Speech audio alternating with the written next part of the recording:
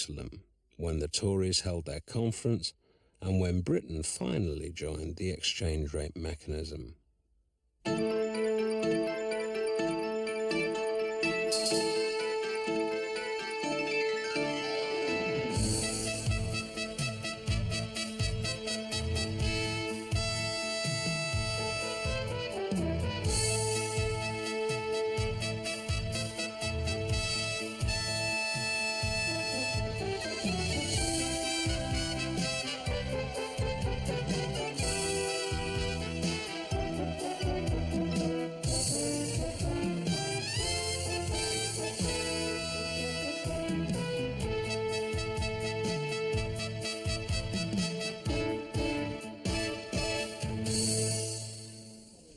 So I made one tiny error of judgment. One tiny error of judgment? What about the footage of the riot? It was highly sensationalist. Look, George, my job is to cover the story, and the story was that a mob of Muslims were attacking a panda car. They were attacking a panda car because someone had written "Long live Salman Rushdie" on the back window.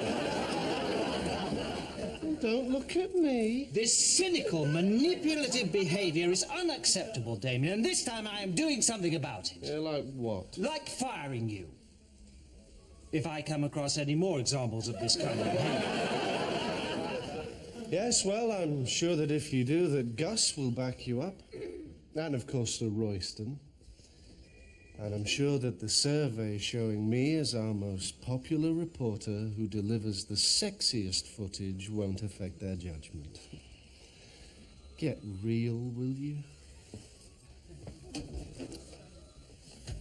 You've certainly got him scared, George. Could you just talk me through what we can expect on the first day of the conference? Well, basically it'll kick off with a speech from Kenneth Baker, and then the first debate will begin. Now, there'll be the usual speakers from the floor. Self-made businessman from the north will begin his speech, "I am a working-class conservative." A 17-year-old prepubescent brat dressed like a bank manager who'll begin his "I'm a young person." An Asian shopkeeper who speaks nicely. And a tight-assed housewife from Basildon who's prepared to hang muggers personally and wants to bid for the franchise. Oh, and then it's out into the lobby where we'll interview 4 rent-a-quote MPs who'll all say that the debate was so magnificent that they had orgasms throughout. Thank you, Alex. My pleasure. Listen, I need a coffee. Do you want some? Not for me, thank you.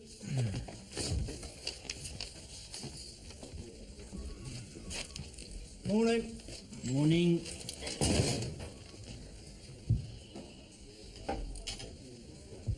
Don't mind me.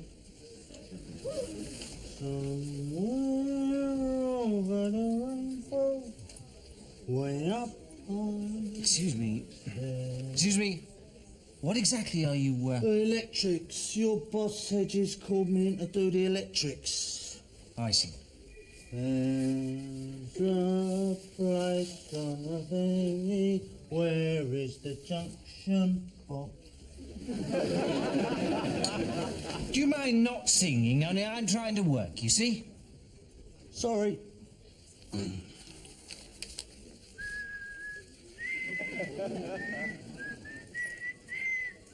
Look, do you think you could possibly do this at some other time? Look, I've got to get a crack on if I'm going to get the rewiring done and get your sign up in time. Sign? The big neon sign your boss wants over the front door saying Globe Link News. It's got to be done by Thursday. I see. Yeah, in time for the Prime Minister's visit. What? Well, the Prime Minister's visit. She's coming here on Thursday to do an interview. I'd have thought you'd have known that. So would I. George, there's more from the massacre on the Mount. The Israelis are holding an inquiry, apparently. Yeah, that's right. It's a very serious crime under Israeli law, shooting Palestinians out of season. George! How are things? Yes, actually, Gus. George, I have some great news. I've already heard. From an electrician. Would you excuse us a second? Isn't it marvellous, George? Sir Royston was at an industrialist against famine lunch, and he persuaded the PM to give us an exclusive 1-hour interview this Thursday. Yes, but... Luckily, she had a window in her conference diary. So, she's jumping into Sir Royston's helicopter, flying up from Bournemouth to give us an exclusive interview. Isn't it fantastic? Right, well, I better tell Henry to start preparing for it. Well, actually, Sir Royston said the PM's office did express a preference for Sally. Sally? Yes, you know, woman to woman, the intimate approach. They'd like Sally to do the interview, as they think it would make the Prime Minister look human. Well, anyone looks human next to Sally. Yes, well, as I understand it from Sir Royston, the PM is prepared to open up and talk about her private life. Oh, God, I can hear it now. Childhood memories of how she wept bitterly every time one of her pet piranha died. Oh, Gus, Sally can't handle an interview with the PM. Yes, I agree. It has to be Henry. Oh, your decision, George. You're in charge. Although if you do take that approach, I feel there could be a question mark over the interview taking place. That's blackmail. Yes, but I feel we could outflank them here by giving into it. This interview could be a big boost. And right now we could do with a couple of touchdown passes. As Sir Royston pointed out to me the other day, at some length, while we were in this limo stuck in traffic outside a job centre. Oh, I still... Oh, for heaven's sake! Henry might not want to do the interview with Mrs. Thatcher. He might be more reasonable than you think. The bitch said what? Vengeful cow. Just because I asked you about the bloody Belgrano that time. Henry? Fancy asking for old sawdust brain. I only mentioned... She'd have a tongue so far up the prime ministerial back passage, you'd only see the soles of her shoes. I'm not standing for this. We take that as a maybe? God. Why me? I don't know what to do. George, we mustn't give way on this. No, I suppose not. On the other hand, maybe we're being unfair. I mean, maybe Sally's more of a heavyweight political interviewer than we realise. Say what you like about Cecil Parkinson's policies. He does wear nice suits.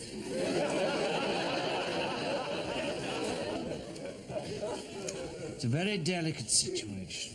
We have to weigh up all the pros and cons. On the one hand, if we give it to Henry, we may not get the interview. If we give it to Sally, well then... Where's all this fish come from? You want some? What is this? It's a trout. Got a contact at Billingsgate, so I'm getting all this lot at half-shop prices. Got a couple left if you're interested. It may have escaped your notice, but this is a newsroom, not a fish stall. Now listen... Got my order. Yeah. Great. What else have you got coming in? I should have some fresh lobsters. So. Oh, great. Put me down for one. Dave, George, what now? Jerry Gower's on his way up. Who? PM's media advisor. He says Gus suggested he drop by. Why does no one ever tell me anything around this George bloody... Dent. Yes? Jerry Gower. Gus said you'd be expecting him. Keep working on it. We're doing a feature on pollution in the North Sea. Then I'm confident it'll reflect the massive improvement this government's made.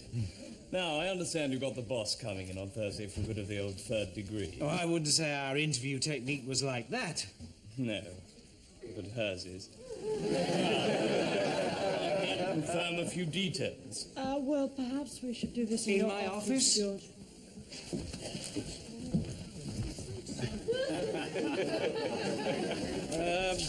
Before she comes here, we found her a nice school for the handicapped to visit, where she can hug some of the more photogenic ones. Fine day. That's just round the corner, and she's scheduled to finish there about 5:30. So she'll be with us around 6. No, 6:30. She'll spontaneously decide to spend more time with the youngsters. Now, the interview. Obviously, ask her absolutely anything. Only if you were to talk less about politics and more about her private side, I believe she might be impelled to make some exclusive newsworthy revelations. Besides, with Sally Smedley doing the interview, it might be wise to avoid some of the heavier issues. While I respect and admire her immensely as a talented professional, she does make a bucket of pig shit look like a member of Mensa. I'm not sure that's entirely fair. Oh, I think it is. Which is why, of course, she won't be doing the interview. Will she, George? Well... That's not what I was led to understand. I should warn you, the PM schedule can suddenly become very full at very short notice. But I'm sure that won't be a problem, as Sally's doing the interview. Or Henry. I'm sure the Prime Minister welcomes intelligent questions, putting the other point of view. I must tell that one to the chaps back at the office. Until you've sorted yourselves out, I won't waste any more of your time. Or mine. Have a nice day. Everything will be absolutely fine, Jerry. We never agreed on Sally. Not strictly speaking. Not speaking anyhow, unless we did it accidentally in Lithuanian. Well, you go with Henry as interviewer if you want. You're calling the plays from the huddle. You're the professionals, and I respect you as solid! If this interview doesn't go ahead, we'll all get fired. So you damn well decide what you like.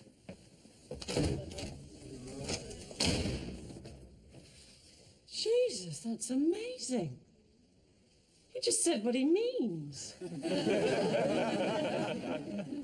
God, he must be under incredible pressure. He's probably worried Sir Royston's going to get heavy about this. Yes. You don't think Sir Royston will get heavy about this, do you? George, it's got to be Henry. Excuse me, love. Don't call me love. Sorry, darling, can you shove over a bit? Dear, oh dear, I reckon this lot dates back to F already, I'm ready. Yes, actually... Well, your wiring's buggered.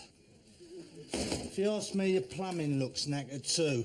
And you've got stress fractures in your beams. In fact, I reckon the only thing keeping this building up is the woodworm holding hands. George, promise me you won't cave in over this interview business. Listen, Alex, I am not going to cave in, okay? I am an experienced news editor. I am used to dealing with pressure situations, and I am not going to be intimidated. All right? All right.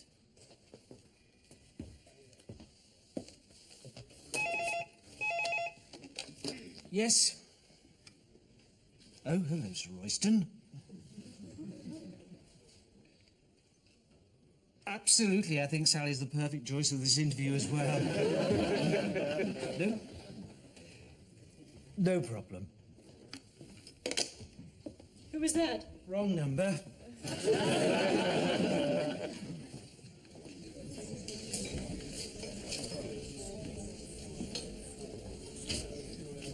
These terrible stomach pains. Wish you knew what it was. It's probably Sir Roystonophobia. Key symptoms of this disease include turning to jelly at the sound of Sir Royston's voice. Well, I think I've got something.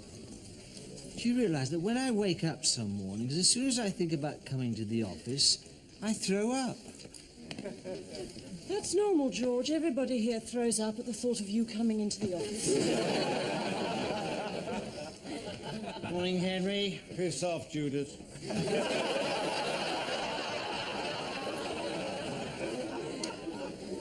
Do you think we could all make a start? Now, what about the European common currency? Sounds horrendous, doesn't it? The AQ. I wonder what the coin will look like. It'll probably have Jack Delors' head on one side and Helmut Kohl's arse on the other. I see Bush is still having trouble getting his budget through. Looks like all Reagan's deficit spending is finally coming home to roost. Gee, George, I just put it all down on the credit card. Right, team. Now, are we all geared for this PM's visit? I want all the doors oiled and the desks polished. Oh, pride and professionalism. We have to look, sleep, breathe, smell professional. Oh, and by the way, our pot plants aren't in flower. We need to get some that are. Yes, this is the Prime Minister visiting us, not Jesus Christ. Exactly. Now, what if while she's here, she needs to go to the toilet? Surely she doesn't need to do that. We need to give her the key to the executive washroom. Yes, we shall. Pride, professionalism, and efficiency. Do you realise that at a certain Royal Naval establishment, someone followed the Duke of Edinburgh into the bog and bottled one of his movements? It's true. Used to keep it in a jar of formaldehyde above the bar. Is this strictly relevant? No, I just thought it was interesting. Can we get on? Someone actually fished out the Duke of Edinburgh. Please! We are talking about vitally important things here. Now, I want the litter bins empty and no half-eaten Mars bars on the desk. Of course, they used to take it down whenever he visited. I've been thinking about the actual interview. Good. Now, that's good. Could we find out in advance what the PM will have on, so I can work out what colour outfit best matches? Let's do that. Let's get on to that now. I don't suppose anybody's thought of the actual questions we're going to be asking her. I did have one idea. If we call it Sally Meets Margaret, stress the informality. What about the Sal and Madge show? What sort of chair do you think I should have? One we can plug in. Oh!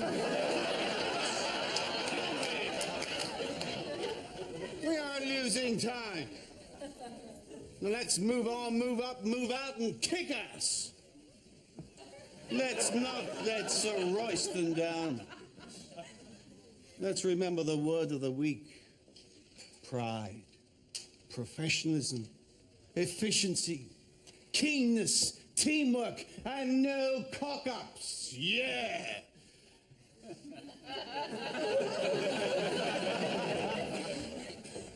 Do you think he's cracking up?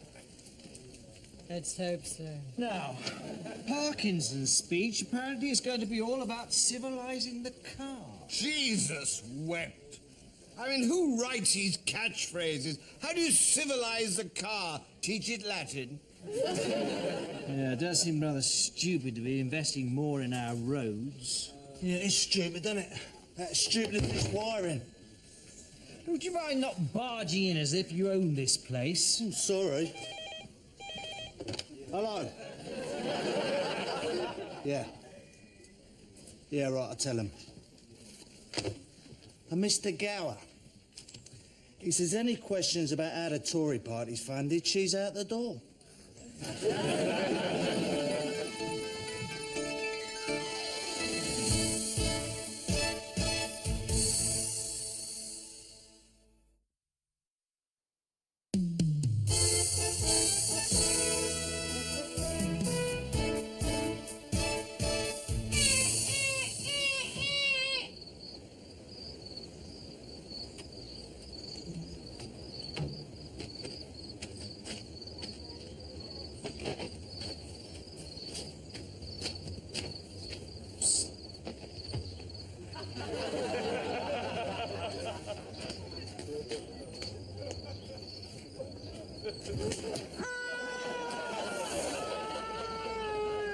The hopeless misery of this abandoned orphan is just one of the sad symptoms of this small but brutal conflict. Throughout this troubled country, scenes like this are becoming all too commonplace. Well, Well, the children were all so bloody cheerful. can hardly do a tragic human cost piece in front of a load of laughing kids doing cartwheels. This just isn't good enough. I seem to recall hearing the phrase, "Next time, Damien, I fire you." Well, yes. Yes, you did. So? Well, yes. Yes, I am going to fire Damien. What? At least I'm going to strongly recommend that option to Gus. Oh, that's all right then.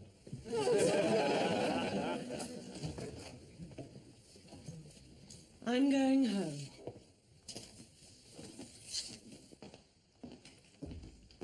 Night, night, sweetheart. Night, night, bollock brain. Tell me, Prime Minister, do you think motherhood gives a politician a special insight? Sally? What is it? I'm practicing. Yeah, it's just that I've got some lobsters coming tomorrow. Are you interested? Dave, I am preparing to interview the Prime Minister of our nation. Am I likely to be interested in lobster? You're so right, Prime Minister. Good. That's good, Sally. Coming along nicely. God. You all right, Gus?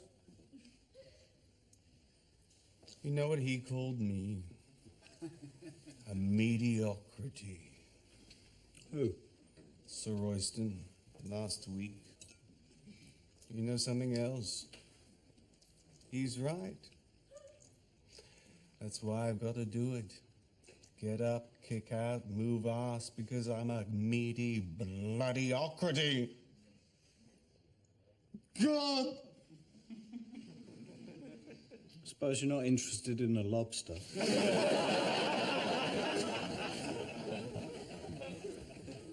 You know, it's easy if you like Alex. You've got talent. It's easy if you like you and you're completely bloody hopeless. But when you're average, you have to fight, steal, cheat, and work bloody hard just to stay where you are. That's what we mediocrities have to do. Isn't it, Sally? Sorry, Gus, I don't quite get your drift. God. What? Oh, my God. What? Oh, our mineral water's French. She'll go bloody mad. Buy some crates of Malvern water. Move arts, get up, kick out, move, go.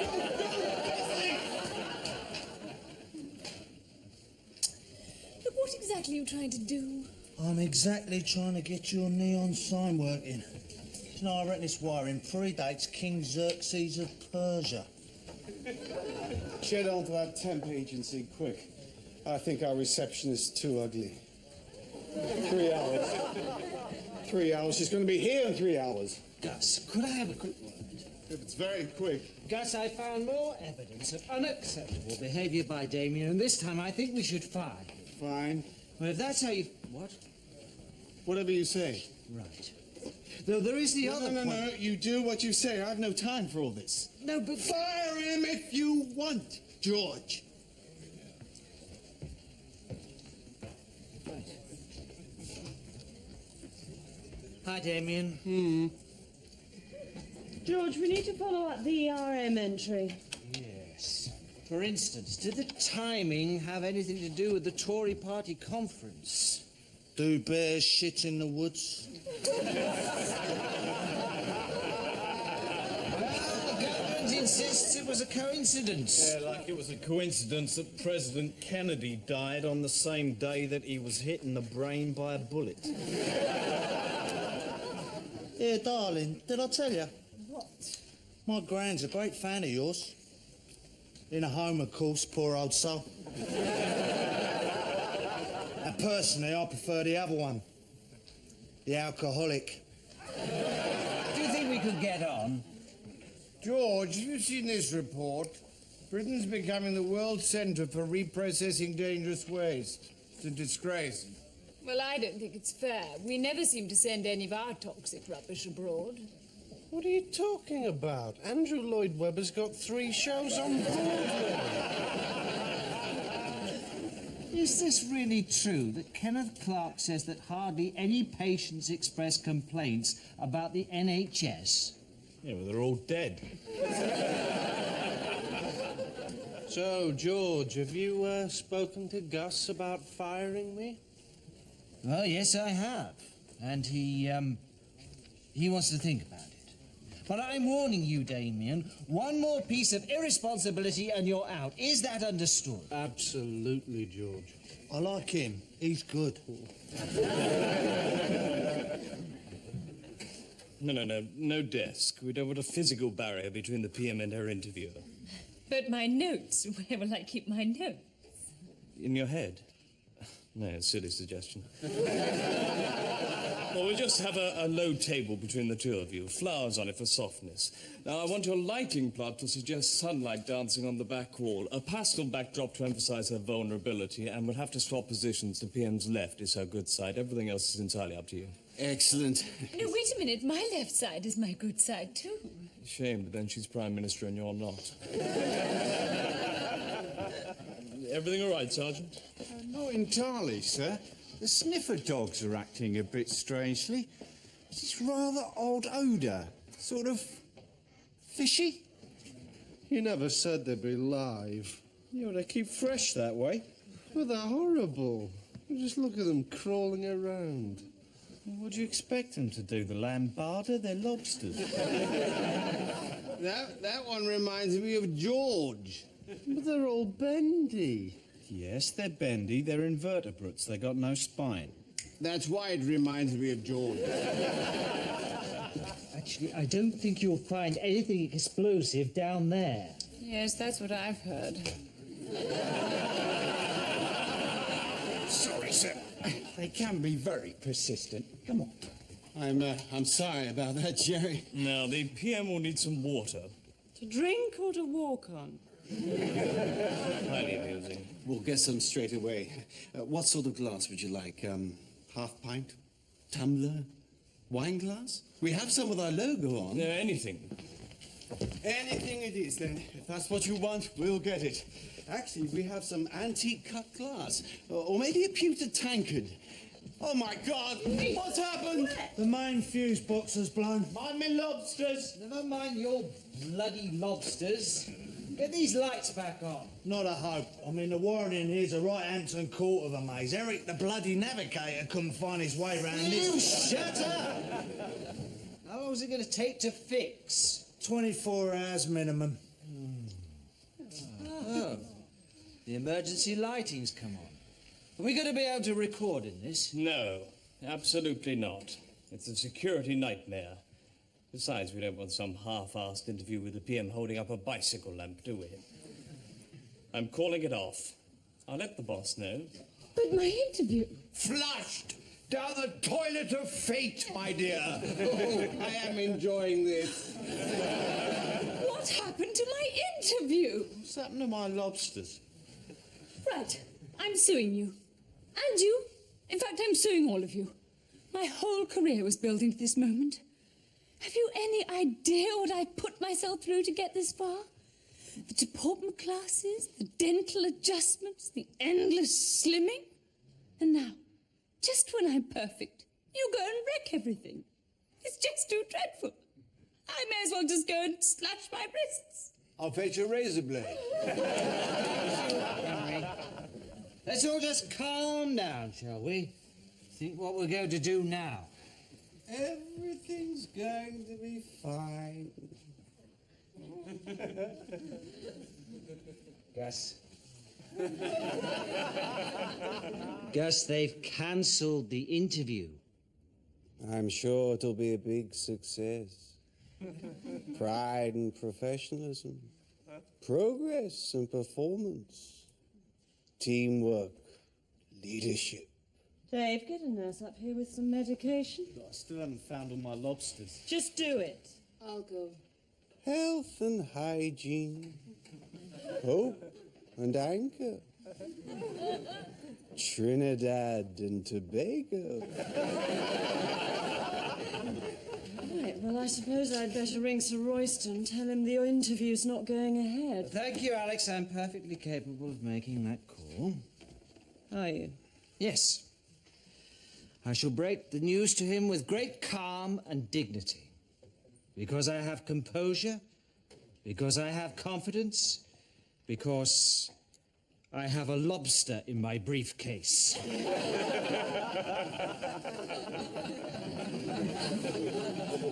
George, sorry about that. Went a bit odd back there. Must be a bit tired. Yes. But you're all right now, are you? Oh, absolutely. Don't worry. 100% in control. So, when's President Kennedy arriving for this interview?